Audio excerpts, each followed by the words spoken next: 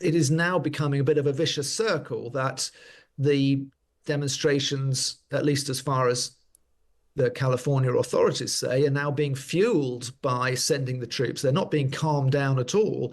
It's actually encouraging people onto the streets to protest about now the troops being sent.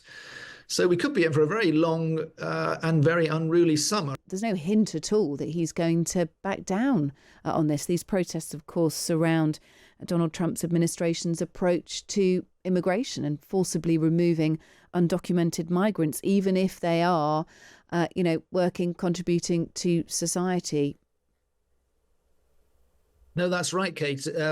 He's found, I think, in California and in its governor, Gavin Newsom, the opponents that he wanted really to show his strongman credentials with really a move that he was threatening throughout the election campaign.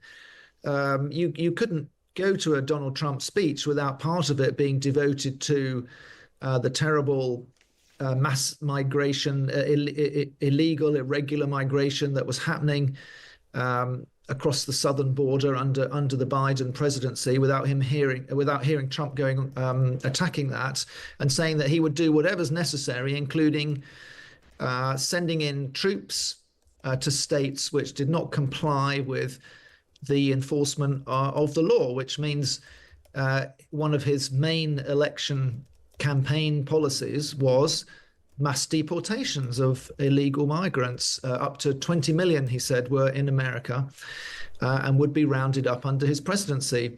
So he started off along this track.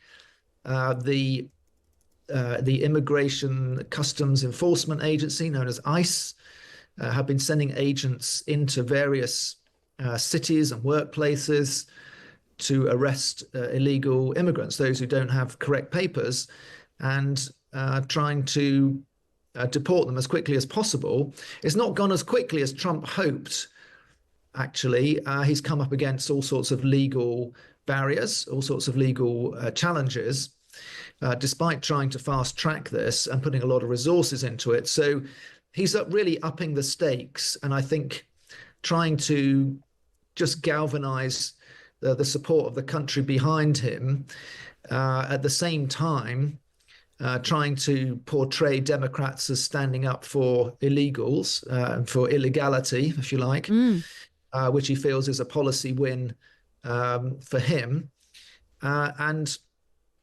It seems, as you say, it is now becoming a bit of a vicious circle that the demonstrations, at least as far as the California authorities say, are now being fueled by sending the troops. They're not being calmed down at all. It's actually encouraging people onto the streets to protest about now the troops being sent. So we could be in for a very long and very unruly summer if that continues. Yeah, because it could escalate further and into other areas. Tonight, in fact, we're seeing a few pictures of it start to take place already. The American Civil Liberties Union has an event to demand justice, they say, for detained immigrants and an end to the ongoing human rights abuses by ICE. They're set to demand the immediate release of David Huerta, who is a union leader, it said was unjustly arrested and still being held by government. So that's among one of the many events, protests planned for this evening. Let's just run through what we've heard so far today, because as you lean into David Charter, there's some toing and froing here on who is to blame and where it should go from here. The LA Police Chief, Jim McDonnell, described the escalating level of violence. It's escalated now since the beginning of this incident. What we saw the first night was bad. What we've seen subsequent to that is getting increasingly worse and more violent. Tonight we had individuals out there shooting commercial-grade fireworks at our officers. That can kill you. And we have adapted our tactics to be able to have a chance to be able to take these people into custody and to be able to hold them accountable. Well, that was last night, or about last night's protest. The LA Governor of California, Gavin Newsom, who many believe may run for president in 2028, hit back saying it wasn't just the rioters that needed to stop. Democracy is in the balance. I mean, you're seeing these authoritarian tendencies that are being acted out by this administration. And we're case in point as it relates to nationalizing, federalizing the National Guard, threatening now to put in Marines. Donald Trump needs to pull back. He needs to stand down. Donald Trump is inflaming these conditions. This is Donald Trump's problem right now, and if he can't solve it, we will. Well, Donald Trump wrote a post on Truth Social today saying, if they spit, we will hit, and called those protesters insurrectionists. That's one of the things that Donald Trump has had to say today. He's been speaking in Washington in the last few moments. Let's just first of all take in his comments on Gavin Newsom, the California governor. He's an incompetent governor. Look at the job he's doing in California. He's destroying one of our great states. And if I didn't get involved, if we didn't bring the Guard in, and we would bring more in if we needed it, because we have to make sure there's going to be law and order. You had a disaster happening. There we go. Trump doubled down on calling the National Guardsmen in. You watched the same clips as I did. Cars burning all over the place, people rioting. And by the way, we stopped it. We were able to make it much better, but it still looked pretty bad. And in watching clips last night, people were saying this is really a big problem. And until we went in, if we didn't do the job, that place would be burning down just like the houses burned down. They were in big trouble last night, Peter. You know it. And the night before, and the night before that. And I feel we had no choice. I don't want to see happen what happened so many times in this country. He also said that he worried it could have led to an insurrection. So he's called protesters insurrectionists on Truth Social today, and then just speaking in the last few minutes there, said he feared it could have led to an insurrection.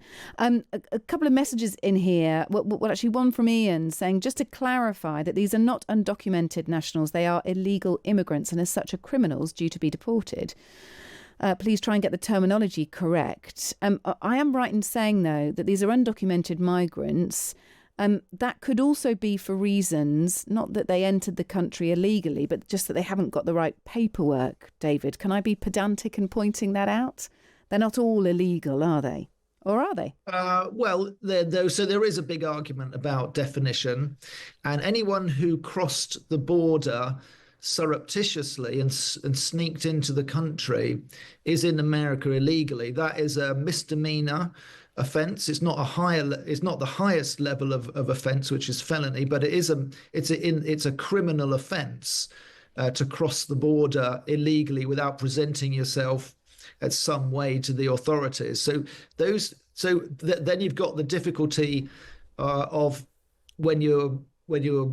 if you're an ICE agent from the Immigration and Customs Enforcement, you might find that you encounter people who have overstayed their visa. So this is a lower level offence. It's not in a one level. It's not a criminal offence. It's a civil offence. So this is where you get the distinction between what the Trump administration usually call everybody in this situation an illegal migrant, and what the sanctuary city or sanctuary state authorities, California is a sanctuary state. It advises its law enforcement not to cooperate fully with the federal authorities. The people who overstay their visas are largely, I believe, known as undocumented because they're breaking a civil law rather than a criminal law. That's the distinction. And so the argument there is that if they're living peaceful and productive lives in the community, in the grand tradition of America, which is a country built on immigration, they should be allowed to stay and build their lives, especially if they've got children who are born in America. They may be American, they'll be American passport holders at American schools, for example. So it gets very complicated very quickly. And of course, Trump wants to show that he's meeting his campaign promises, which is to root out and deport what he says are 20 million, probably not quite as many as that, but certainly well over 10 million who came in surreptitiously across the border, which is an illegal act. Yeah, so he said 21 million undocumented migrants, didn't he? But we're a little unsure of the figures there. It seems huge, but this was a strong electoral issue for Donald Trump, and many will just interpret that he's making good on his promise. I mean, these deportations have been happening all over the country. Is it because California's is a democratic state that it's really sort of taken hold and actually could be the touch paper, couldn't it, for demonstrations, protests all over the country? Certainly if it's anything like the Black Lives Matter movement. I mean, that is a great example of how one issue, or it takes an issue that's been prevalent for a long time, a touch paper to be lit in one state, one area, for it to then go nationwide. I do think the country is bracing for this to go national. Certainly, there are other cities which are very similar to Los Angeles in being very having a lot of activists who are prepared to come out to defend undocumented migrants who are living in their communities. So that would extend to, well, we've already seen arrests in San Francisco at the weekend, 60 arrests protesting there. There's a big demonstration planned in New York tomorrow night. We're expecting similar in Boston, in Chicago, in Seattle. There were protests in Houston and San Antonio at the weekend. Didn't turn as nasty as the ones in Los Angeles, with vehicles set on fire and these rubber bullets fired. But we're at the beginning of the long hot summer, and I guess what Trump would say he's trying to do is to prevent that summer becoming another summer of riots in America.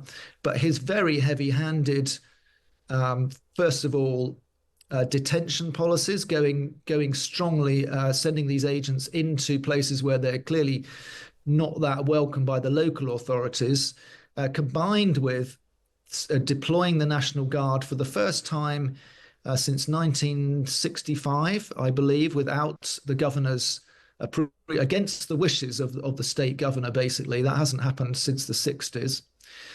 So it's a really incendiary move. And it could well be, Los Angeles could well then be the spark of a very long summer of unrest, unfortunately. Oh, well, look, expect to hear more about that this week. David, thank you so much for being with us. Always appreciated. Getting us fully up to date there. Donald Trump has been speaking about those protests, which are people are gathering, things are happening, events are happening already in Los Angeles. And David just explaining there so well about what else is planned, New York, Chicago, and on, in terms of this providing the context for a nationwide series of protests, a movement maybe, who knows.